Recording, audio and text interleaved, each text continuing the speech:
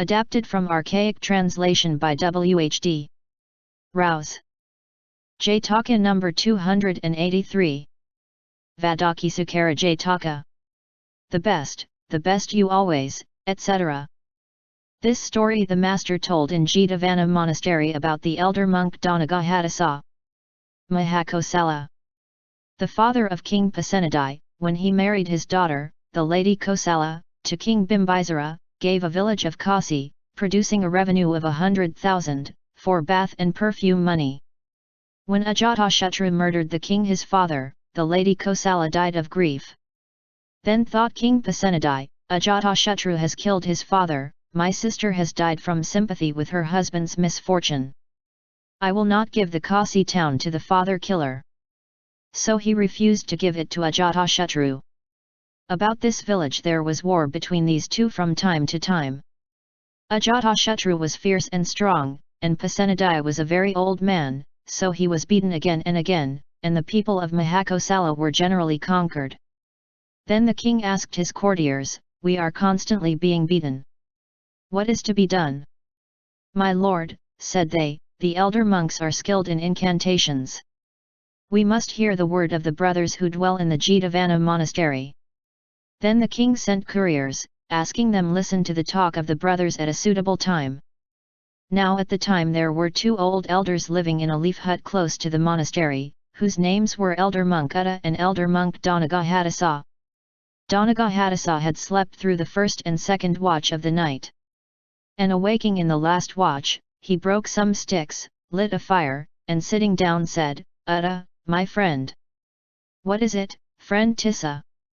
Are you not asleep? Now we are awake, what's to do?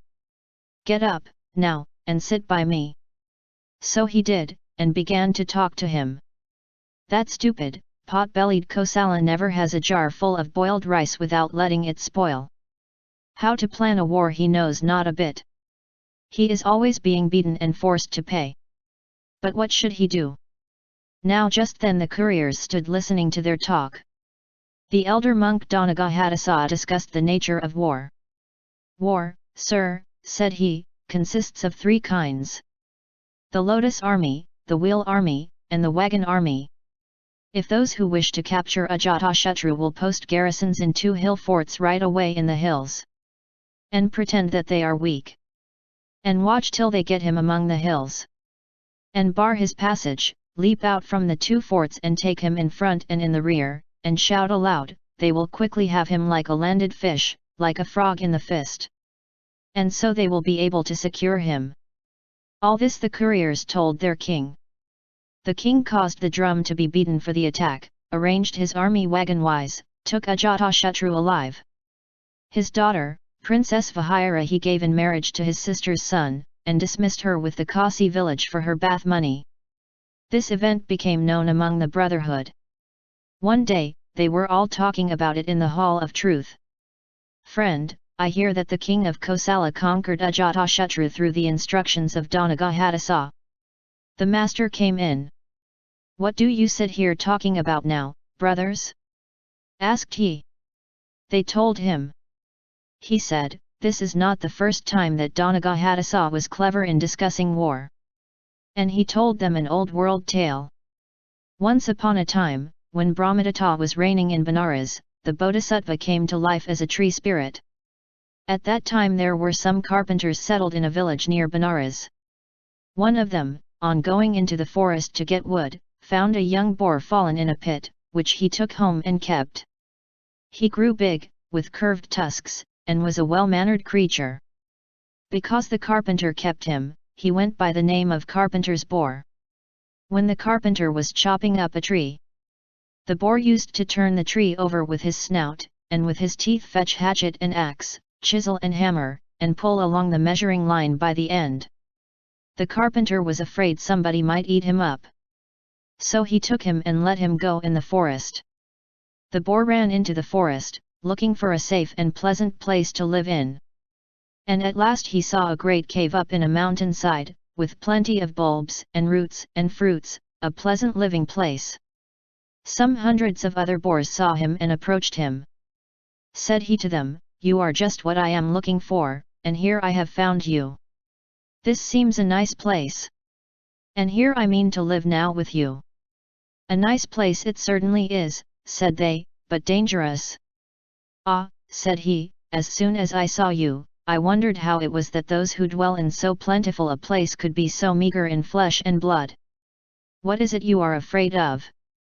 There is a tiger comes in the morning, and everyone he seizes and carries off. Does this always happen, or only now and then? Always. How many tigers are there? Only one. What, one alone too many for all of you? Yes, sir. I'll catch him, if you only do what I tell you. Where does this tiger live? On that hill over there. So at night he drilled the boars and prepared them for war, explaining to them the science. War is of three kinds: the lotus army, the wheel army, and the wagon army. And he arranged them after the lotus pattern. He knew the place of vantage. So, says he, here we must set our battle.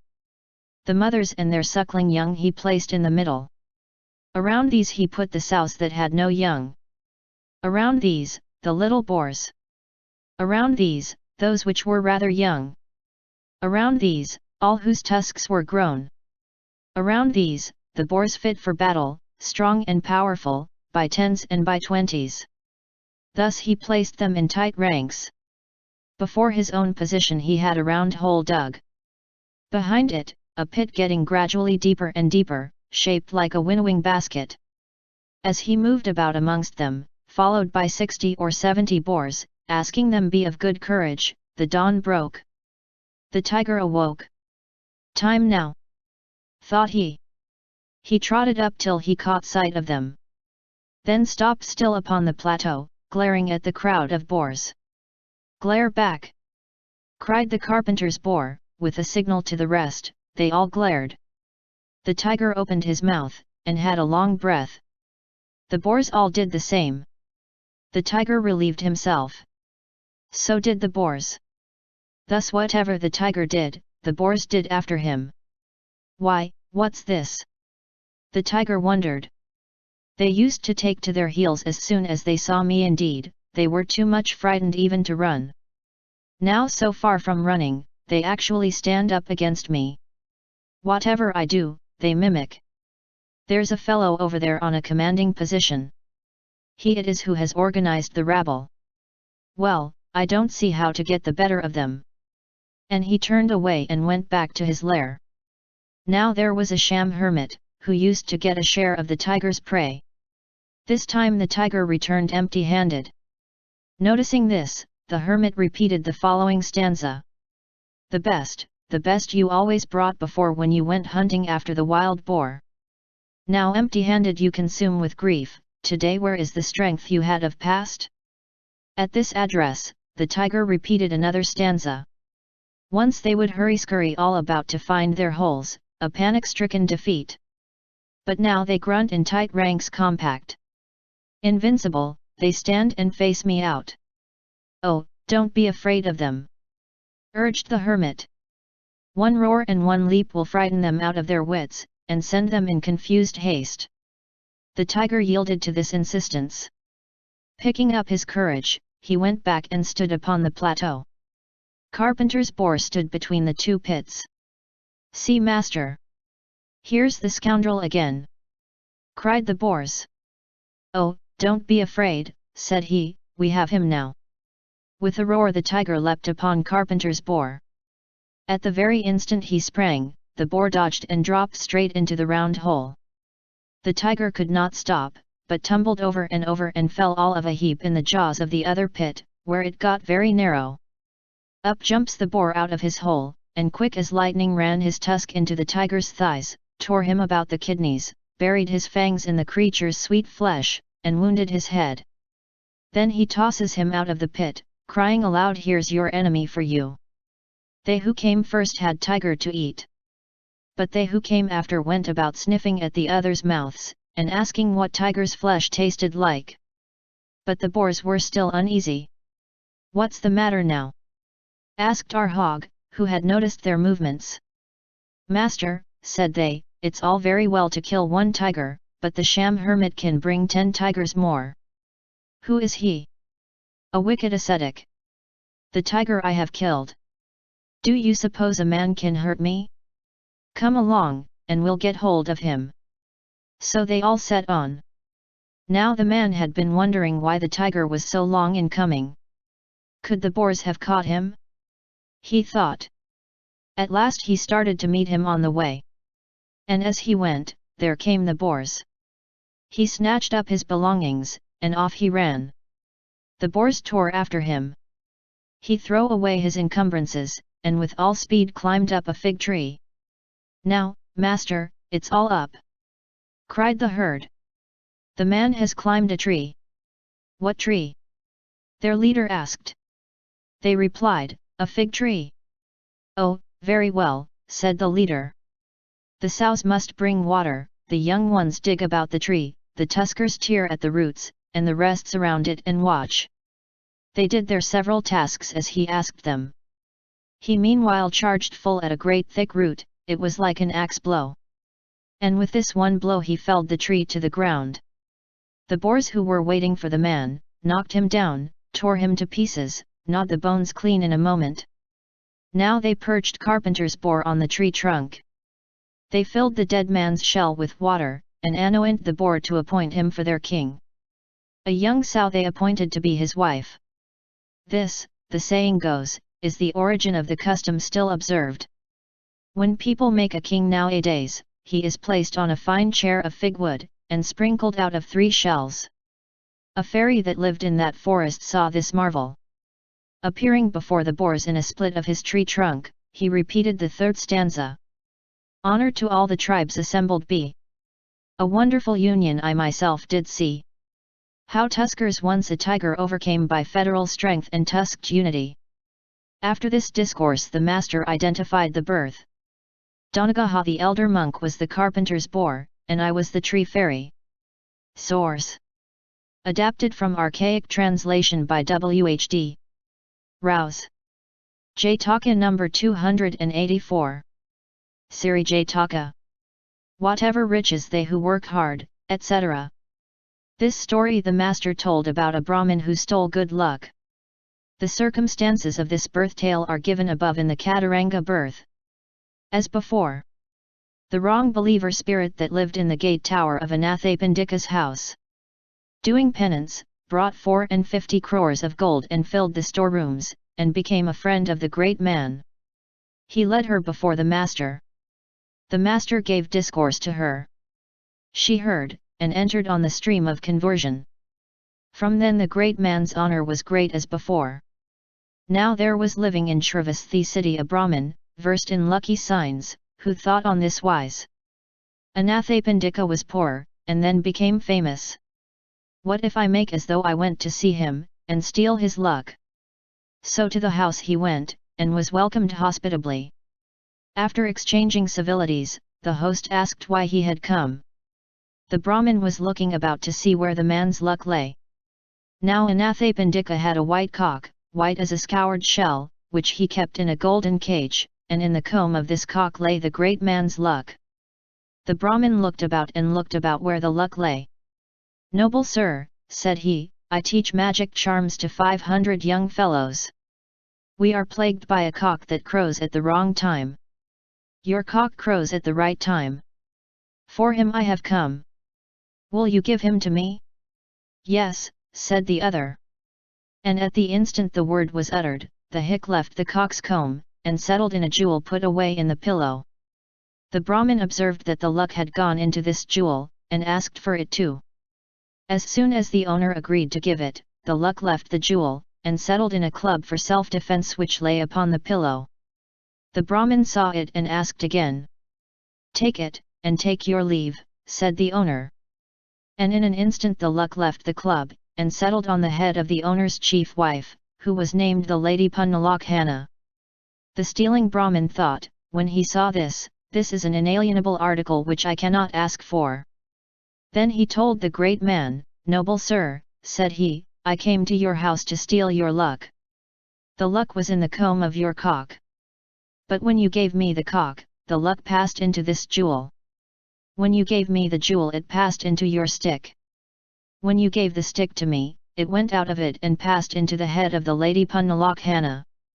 Surely this is inalienable, I can never get it. It is impossible to steal your luck, keep it, then. And rising from his seat, he departed. Anathapindika determined to tell the master. So he came to the monastery, and after respectfully greeting him, sat on one side, and told the Buddha all about it. The master listened, and said, "Goodman, nowadays the luck of one man does not go to another. But formerly the luck belonging to those of small wit went to the wise." And he told him an old world tale. Once upon a time, when Brahmadatta reigned in Benares, the Bodhisattva was born into a Brahmin family in the realm of Kasi. On growing up, he was educated at Taxila, and lived among his family.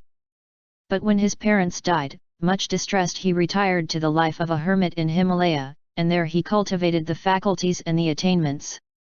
A long time passed, and he came down to inhabited parts for salt and food, and took up his quarters in the gardens of the king of Benares. Next day, on his begging rounds, he came to the door of an elephant trainer. This man took a fancy to his ways and manners, fed him, and gave him lodging in his own grounds, waiting upon him continually. Now it happened just then that a man whose business it was to gather firewood failed to get back to town from the woods in time. He lay down for the night in a temple, placing a bundle of sticks under his head for a pillow. At this temple there were a number of cocks quite free, which had perched close by on a tree. Towards morning, one of them, who was roosting high, let fall a dropping on the back of a bird below. "Who dropped that on me?" cried this one. "I did," cried the first. "And why?" "Didn't think," said the other. "And then did it again." On this they both began to abuse each other, crying, "What power have you? What power have you?" At last the lower one said, "Anybody who kills me, and eats my flesh roasted on the coals, gets 1,000 pieces of money in the morning." And the one above answered, "Pooh, pooh, don't boast about a little thing like that.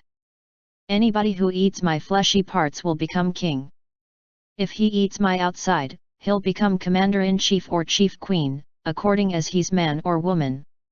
If he eats the flesh by my bones, he'll get the post of royal treasurer, if he be a householder. Or, if a holy man, will become the king's favorite." The stick-picker heard all this, and thought, "Now if I become king, there'll be no need of 1,000 pieces of money."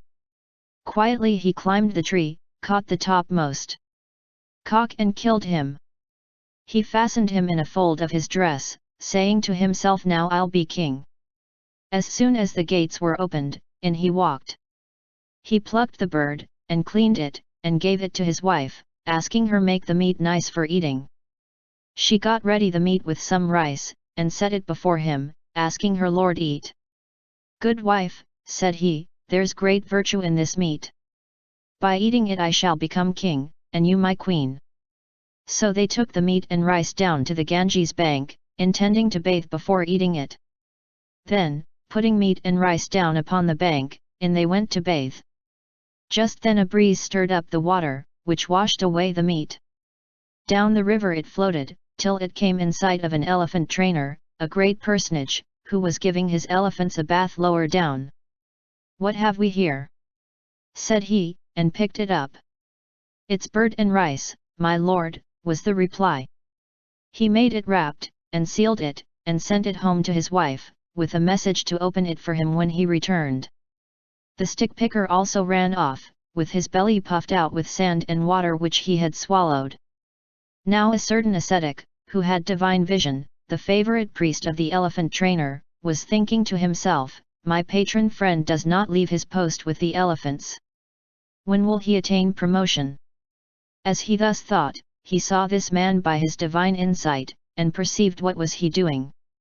He went on before, and sat in the patron's house. When the master returned, he greeted him respectfully and sat down on one side. Then, sending for the parcel, he ordered food and water to be brought for the ascetic.